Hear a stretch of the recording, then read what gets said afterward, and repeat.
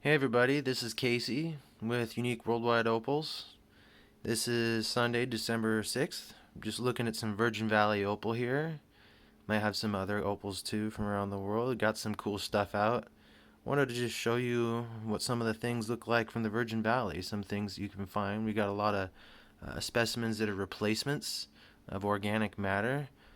Some of these opals may have been obvious what they were, or less than others. We got some black opal limb casts. This is actually a replacement of this guy right here in the center is replacement of a tree knot. There's a male and a female part of a tree knot, and this is the male part that goes inside the tree knot. Really dense wood.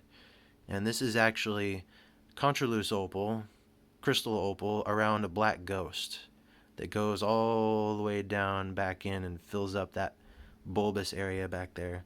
I've cut on it a bit, don't see any play of color, any forward flash. The crystal around it is contraloose, so backlit it will show a little bit of color, but it's pretty included still. It's still got a lot of clay and other debris in there. And we got some other ones that are just showing some typical hallmarks of Virgin Valley Opal. You got ghosts galore in Virgin Valley Opals. You got a fire opal back here with a black ghost. That's unusual. You got a purple opal with a white ghost. You got a crystal opal with a black ghost. So you get ghosts often. A ghost in Virgin Valley Opal is when you have multiple body tones. Usually it's a floating orb, or it's like a tube. It goes down the length of the stone, or it's a floating orb in the case of some of the other specimens. That's usually what ghosts are referred to. It's basically an opal growing around another opal. Um, and I've got some rough specimens here with me too. I've also got some different lighting to show off these stones, better or worse, depending. Some stones like yellow light, some stones look better in white light. It just kind of depends. I'll alternate kind of as I go, try to find what looks best for these. But this is just a fun Sunday. Just look at some Virgin Valley opals with me. I've got quite a few with me here. I've got a setup. I've got some stuff set around to show you and take a look here at some different stuff. See what kind of things come from the Virgin Valley.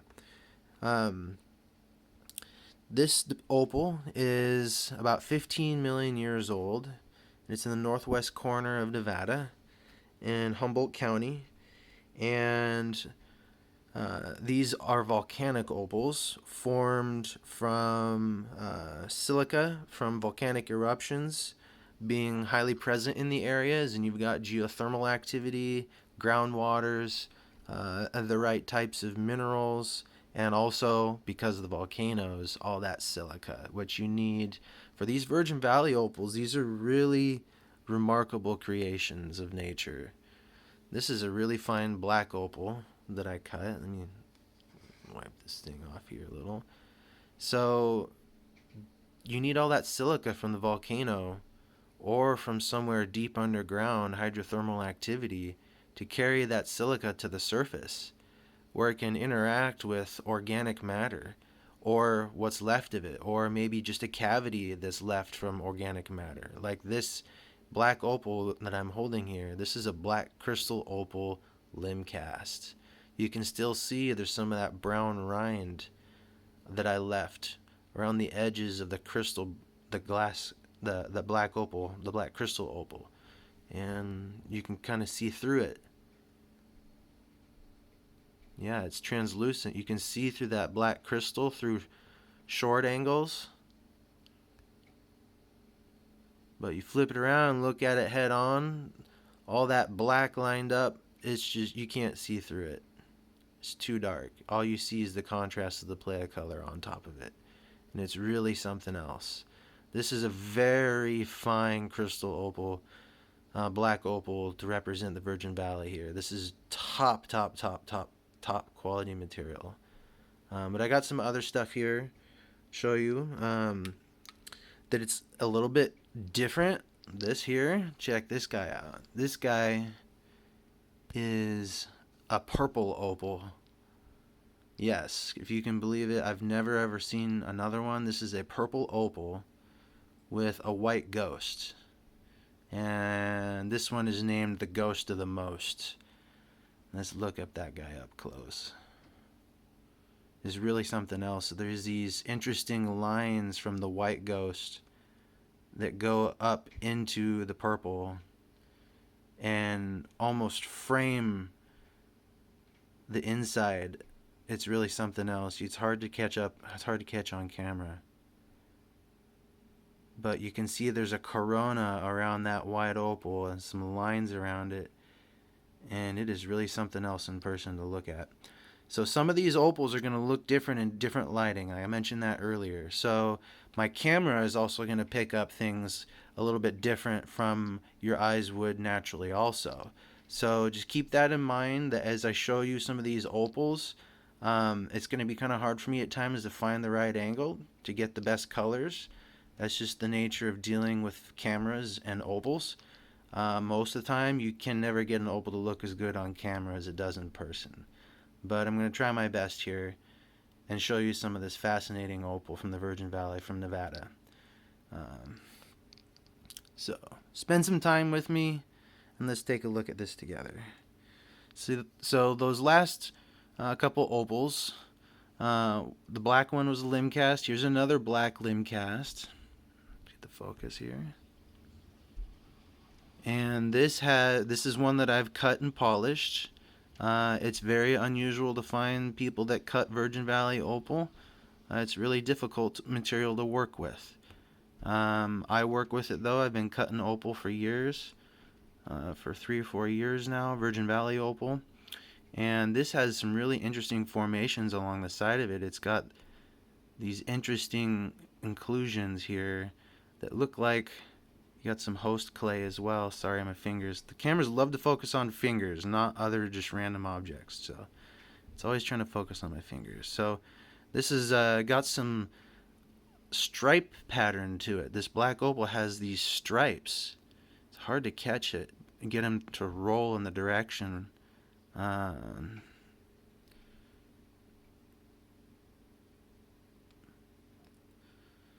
But this is actually a slight bit of crystal opal. You can see that yellowish tinge around the edges, the bottom edge there.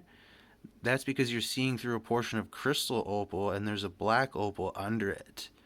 So this opal, while it looks black, what you're seeing is black, but there's actually a little bit of crystal over it still. So that black, Virgin Valley opals have a reputation for having true black, like midnight black. That's what you're looking at here. This is midnight black, jet black opal. A lot of times it's hard to find that true jet black, but in other opals from around the world, other deposits, but Virgin Valley has it, and it's kind of prevalent, and it's really striking. This is one of my favorites. This, oop, don't want to lose the camera. This little guy. A lot of red in this guy. This is a fire opal, pretty much. This is a volcanic opal, but it's so red it's like a fire opal. But it's got a black ghost in it. How unusual is that? This is mostly red. I've polished on this as well. You get some really intense light, and it kind of shifts to a gold or green, but in ambient light, mostly indirect light, this guy is mostly red and orange. Look at that. Isn't that incredible? Fascinating.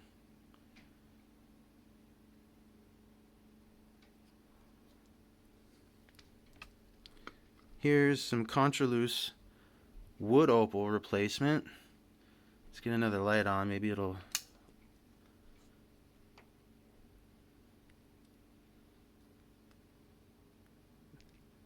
There we go. Getting it to light up a little bit. Getting the angle is tough. It really is tough with opal to get the right lighting. But this is unusual. This is like got a little bit of petrified wood along the top still. And it's got that nice glass on the bottom. There's a little chunk of crystal opal wedged up top there. You gotta see through that dark crystal opal. You can see there's debris caught inside that opal, inside the stone. It's fascinating. Just looking through all this material, I've got tons of it. Just looking at it, learning about it. Just you can learn just from looking at the material at times how this opal flowed. It picked up all that debris when it was flowing and suspended it and trapped it in that glass for about 15 million years. I've got some other really cool stuff here, some raw stuff I haven't cut yet, but will someday. Check this bad boy out. Boom! Now that's a limb cast. That's a big one. And this thing is actually contraloose. And it's got some ghosts in it. It's got a couple black ghosts, one right there, one right there. This is a big Mac Daddy. This is about 380 carat limb cast here. I'm gonna probably cut this someday so we can reveal what's inside it. If you look at it from this side here, this is the bottom. This white layer here is the bottom. You can see there's still some bark impressions on the surface there. It's kind of hard to tell. You can't really, you say it's contraloose, how can you tell? It's, well, this rind is obscuring most of the light passing through the stone, but there is an end here where we do have a clean face, a clean cleavage face. Let's turn this backlight off. Maybe dunk it in water again. You got to keep these things wet. These specimens can dry out quick. Let's focus on that. Yeah, you can see some of that blackness there floating inside the crystal. You can't really tell in this light. The lighting's not optimal, but this thing is contraloose. This giant monster is contraloose. And with all that rind taken off of it, which I might make a video out of that someday, this thing is going to look incredible with all the light pouring through it. It's like cathedral windows. This Virgin Valley Opal looks amazing with light passing through it. A lot of crystal opals with Virgin Valley Opal. This is also a limb cast. You can see that bark rind, those lines there along the top. This is a limb cast. But this also has a white ghost inside the crystal. And there's little bits of yellow going through here. Yellow, yellow, orange. But yeah, this material is like looking through stained glass windows almost, or cathedral windows. There's rays of light that cast through the different layers of opal look amazing, and the light that transitions is really fascinating to look at. Here's one. You've got an interesting opal here. Check this out. So this guy has a crystal rind, and that crystal rind's got play of color in it, but the white in the center is dead. There's no color in that white.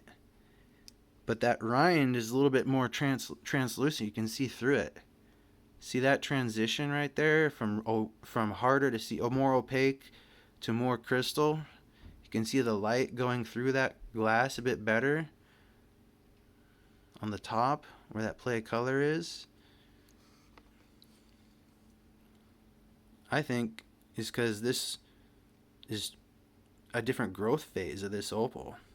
If I wipe away this face real quick, you can see those lines along the surface there. I think this was, the color is in the top layer where that much more crystally. I think that crystal flowed over the white, and the crystal happened to have the play, and the white is dead.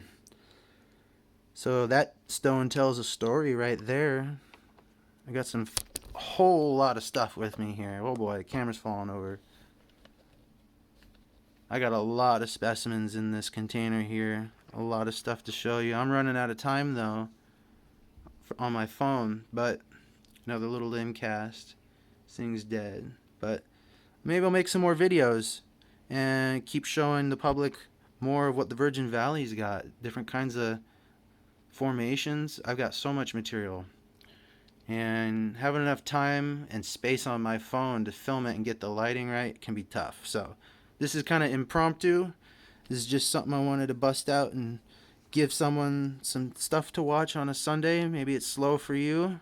It is a little bit for me, so I'm wanting to share this with you. Thanks, everyone. Check me out on Facebook, Unique World Wide Opals. Thanks. Have a good one. Bye.